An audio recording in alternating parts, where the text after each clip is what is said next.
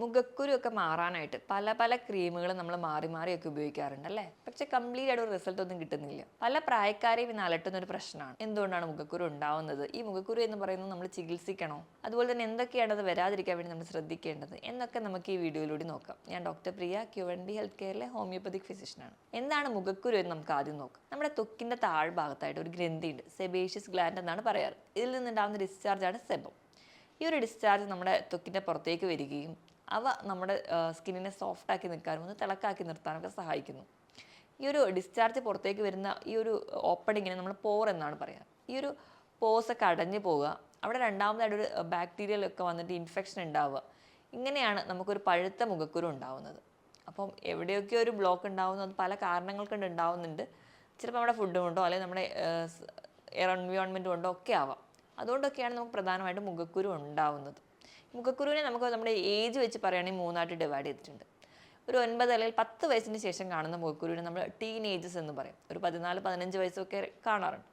ഒരു 20-25 വയസ്സൊക്കെ എത്തുമ്പോൾ നമ്മൾ കാണും, ഒരു കൂട്ടലിൽ കാണാറുണ്ട് മുഖക്കുരു. അത് പ്രധാനമായിട്ടും നമ്മുടെ ഒരു ഭക്ഷണത്തിനൊക്കെ ഉണ്ടാവുന്ന ചില വ്യത്യാസങ്ങൾ കൊണ്ടൊക്കെ ഉണ്ടാവുന്നതാണ്. അത് കഴിഞ്ഞ് ഒരു 40 വയസ്സിൽ 35-40 വയസ്സിലൊക്കെ കാണുന്ന ഒരു അഡൽട്ടിലോട്ട് വരുമ്പോൾ ഉണ്ടാകുന്ന മുഖക്കുരു, അവിടെയും ഒരു ഹോർമോണൽ ചേഞ്ചസ് കൊണ്ടായിരിക്കും കൂടുതലായിട്ട് മുഖക്കുരു ഉണ്ടാകുന്നത്. ഇങ്ങനെ മൂന്നായിട്ട് നമുക്ക് ഡിവൈഡ് ചെയ്യാം.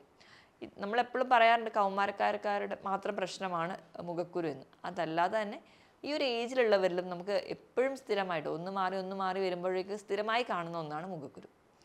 മുഖക്കുരുവിനെ തന്നെ നമുക്ക് വീണ്ടും മൂന്നായിട്ട് ഡിവൈഡ് ചെയ്യും, അതിൻ്റെ വലുപ്പത്തിനനുസരിച്ച്, അത് ഉണ്ടാവുന്നതിൻ്റെ എണ്ണത്തിനനുസരിച്ച്.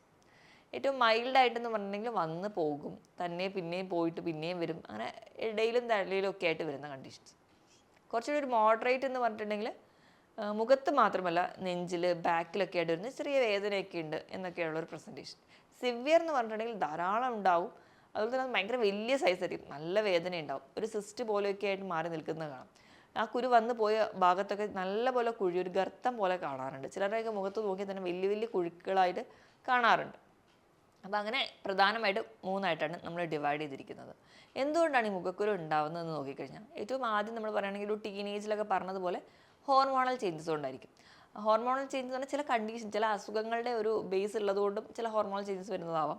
അതല്ലാതെ തന്നെ നമ്മുടെ വളർച്ചയുടെ ഘട്ടത്തിൽ പല മാറ്റങ്ങൾ വരുന്നതിൻ്റെ ഭാഗമായിട്ട് ഹോർമോണൽ ചേഞ്ചസ് ഉണ്ടാവാം. സ്ത്രീകളുടെ കേസ് എടുക്കുകയാണെങ്കിൽ പീരീഡ്സിന് തൊട്ട് മുൻപായിട്ടുണ്ടാകുന്ന ചില ഹോർമോണൽ ചേഞ്ചസ് കാരണം പീരീഡ്സിൻ്റെ ആ ഒരു തൊട്ട് മുൻപുള്ള പ്രീ മെൻസ്ട്രുവൽ ടൈമിൽ മുഖക്കുരു ധാരാളമായിട്ട് വരുന്നവരുണ്ട്.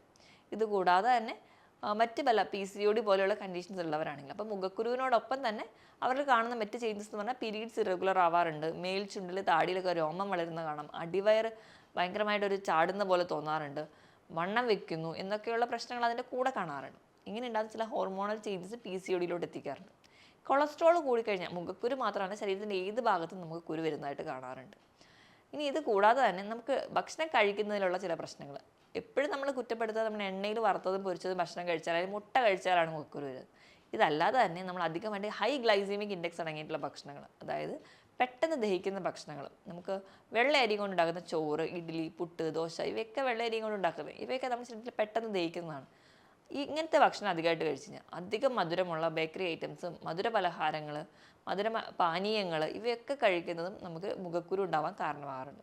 നമ്മൾ എണ്ണയിൽ വറുത്തതും പൊരിച്ചതും ഒഴിവാക്കുമ്പോൾ ഇതൊക്കെ കഴിക്കുന്നുണ്ടാവും ഒരു സൈഡിൽ. അതുകൊണ്ടാണ് കംപ്ലീറ്റ് ഒരു റിസൾട്ട് കിട്ടാത്തത്.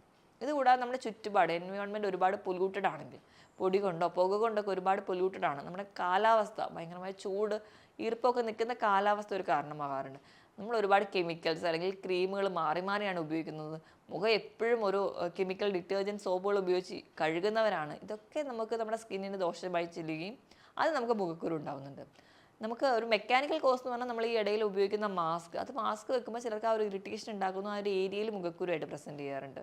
ഇങ്ങനെ പല കാരണങ്ങൾ കണ്ട്. അതോടൊപ്പം തന്നെ ജനിതക ഘടകത്തിന് ഒരു ഫാക്ടറാണ്, നമ്മുടെ മാതാപിതാക്കൾക്കൊക്കെ ഉണ്ടെങ്കിൽ വരാനുള്ള ചാൻസ് ഉണ്ട്. ഇങ്ങനെയുള്ള ചില കണ്ടീഷനാണ് പ്രധാനമായിട്ടും മുഖക്കുരുവിലോട്ട് വന്നെത്തിക്കുന്നത്. ഈ മുഖക്കുരു ചികിത്സിക്കേണ്ടതാണോ എന്ന് പലരുടെയും സംശയമുണ്ട്, അല്ലെങ്കിൽ പല വീടുകളിലും പ്രശ്നമാകും. കാരണം ടീനേജിലെത്തിയ കുട്ടികൾ പറയാറുണ്ട് മുഖക്കുരു കാണിക്കാൻ ഡോക്ടറെ അടുത്ത് പോകണം, പക്ഷേ മാതാപിതാക്കൾ അത്ര വലിയ കാര്യമായിട്ട് എടുക്കാറില്ല, അല്ലെങ്കിൽ അവർ പറയാറുണ്ട് ഈ ഒരു ഏജ് കഴിയുമ്പോൾ തന്നെ മാറിക്കോളും എന്നൊക്കെ. പക്ഷേ നമ്മൾ ഇന്നത്തെ ഒരു കാലഘട്ടത്തിൽ നമ്മൾ ശ്രദ്ധിക്കേണ്ടത്, നമ്മൾ ഒരു കാര്യം ഏതൊരു കണ്ടീഷൻ ആയിക്കോട്ടെ വന്നു കഴിഞ്ഞ് അതിൽ ചികിത്സിക്കുന്നതിലും ഭേദം നമ്മൾ ആ ഒരു സ്റ്റാർട്ടിങ് സ്റ്റേജിൽ അല്ലെങ്കിൽ ഒരുപാട് സിവിയർ ആവുന്നതിന് മുൻപ് തന്നെ ചികിത്സിക്കാൻ വേണ്ടി നോക്കുക. എപ്പോഴും മുഖക്കുരു എന്നുള്ള ഒരു കണ്ടീഷൻ ഒന്നോ രണ്ടോ വന്ന് പോകുമ്പോൾ അതൊരു മെഡിക്കൽ കണ്ടീഷൻ ആവുന്നില്ല.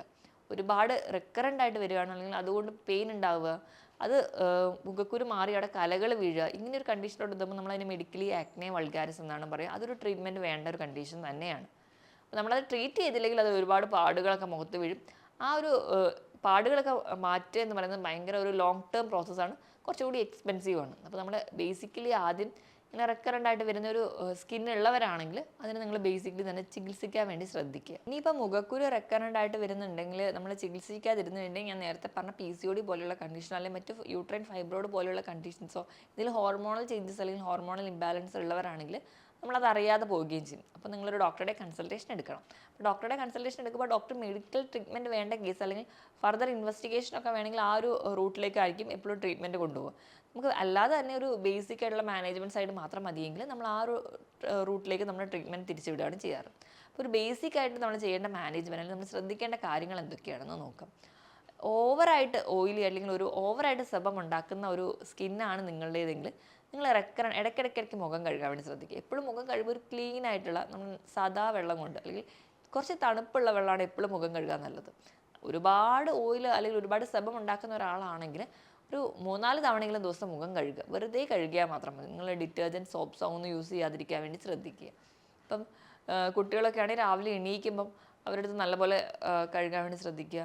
അതുപോലെ തന്നെ സ്കൂൾ വിട്ട് വന്ന ശേഷം ഒന്ന് ഫ്രഷ് ആകുമ്പോഴും നല്ലപോലെ മുഖമൊക്കെ ഒന്ന് കഴുകിയെടുക്കാൻ പറയുക, രാത്രി കിടക്കുന്നതിന് മുൻപ്. അങ്ങനെ ഒരു റുട്ടീനായിട്ട് മാറ്റാൻ വേണ്ടി ശ്രദ്ധിക്കുക. ഒരുപാട് ഫേസ് വാഷുകളോ അല്ലെങ്കിൽ മറ്റ് ക്രീംസൊക്കെ യൂസ് ചെയ്യുന്നതിന് പകരം നമ്മുടെ വീട്ടിലൊക്കെയുള്ള ചെറുപയറിൻ്റെ പൊടി അല്ലെങ്കിൽ കടലയുടെ പൊടിയൊക്കെ യൂസ് ചെയ്യാൻ വേണ്ടി ശ്രദ്ധിക്കുക. അത് ചെറിയൊരു തരി ഉള്ളതുകൊണ്ട് തന്നെ നമ്മൾ എക്സ്റ്റേണലി പോയിട്ട് ഒരുപാട് റബ്ബ് ചെയ്ത് സ്കിൻ ഹാഷാക്കി അല്ലെങ്കിൽ സ്ക്രബ് ചെയ്യാനാണെന്നൊക്കെ പറഞ്ഞ് നമ്മൾ പല ട്രീറ്റ്മെൻറ്റ് ചെയ്യുമ്പോൾ നമ്മുടെ സ്കിന്നിന് ആ ഒരു ടൈമിൽ നമുക്ക് നല്ല ഗ്ലോ കിട്ടും, അല്ലെങ്കിൽ ആ ഒരു ടൈമിൽ സ്കിൻ നല്ല ഭംഗിയായിരിക്കും കാണും. പക്ഷേ ഓർക്കുക, നമ്മളിങ്ങനെ അമിതമായിട്ട് സ്ക്രബ് ചെയ്യുക അല്ലെങ്കിൽ അമിതമായിട്ട് സ്കിന്നിനെ ഇറിറ്റേറ്റ് ചെയ്ത് കഴിഞ്ഞാൽ അത് ഭാവിയിൽ നമുക്ക് സ്കിന്നിൽ കൂടുതൽ കംപ്ലയിൻറ്റ്സ് ഉണ്ടാക്കുകയുള്ളൂ. അപ്പോൾ ഇങ്ങനെ ഹാർഷായിട്ടുള്ള ട്രീറ്റ്മെൻറ്റ് ഒഴിവാക്കുക. ഒരുപാട് കെമിക്കൽസ് മാറി യൂസ് ചെയ്യാതിരിക്കാൻ വേണ്ടിയാണ്. നിങ്ങളുടെ സ്കിന്നിന് ഏതാണ് സേഫ് എന്ന് അറിഞ്ഞ് അത് മാത്രം കോൺസ്റ്റൻ്റ് ആയി യൂസ് ചെയ്യുക. എപ്പോഴും ഒരു ഡൗട്ടാണ് നിങ്ങൾക്കൊരു സ്കിന്നിനെ എങ്ങനെയാണ് ട്രീറ്റ് ചെയ്യേണ്ടത് അല്ലെങ്കിൽ എന്താണ് യൂസ് ചെയ്യേണ്ടതെന്നുണ്ടെങ്കിൽ നിങ്ങളൊരു ഡോക്ടറുടെ കൺസൾട്ടേഷൻ എടുത്തിട്ട് നിങ്ങൾക്ക് എന്ത് സ്കിന്നാണെന്നൊക്കെ തിരിച്ചറിഞ്ഞ് അതിനനുസരിച്ച് തന്നെ നിങ്ങളുടെ ഒരു റുട്ടീൻ സെറ്റ് ചെയ്യാൻ വേണ്ടി നോക്കുക.